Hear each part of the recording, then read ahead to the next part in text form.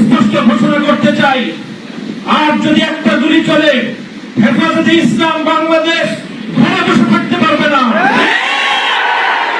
আমার সন্তানের লাশ নিয়ে আমরা কবরস্থানের দিকে যাব না। পরবর্তী সন্তানের লাশ কাঁধে আমির হেফাজত ইনশাআল্লাহ রাজপথে যখন নামবেন, টেকনাফ থেকে তেতুলিয়া পর্যন্ত বাদ ভাঙ্গা সেই গণজোয়ার রুখে দেওয়ার সাধ্য কারো হবে না।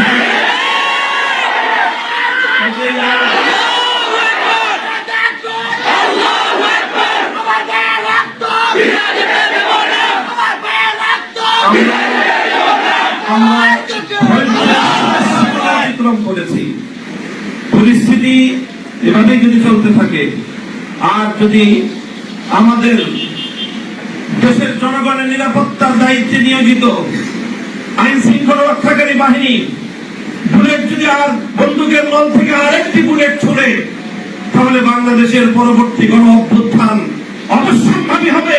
সে অভ্যুত্থান রুখে দিলে কেউ পারবে না।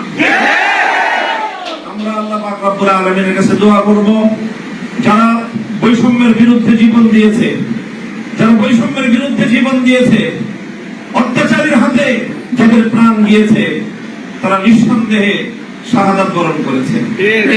কাজেই সেই শহীদদের আত্মার মাগফিরাত শুধু নয়, বরং শহীদদের শাহাদাতের কবুল হওয়ার জন্য আমরা দোয়া করব আল্লাহর কাছে।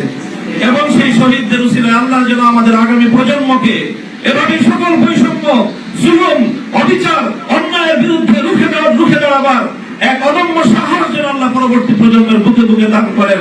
শুরু ইনশাআল্লাহ আমরা করবো। আখিরু দাওয়ানা আলহামদুলিল্লাহি রাব্বিল আলামিন।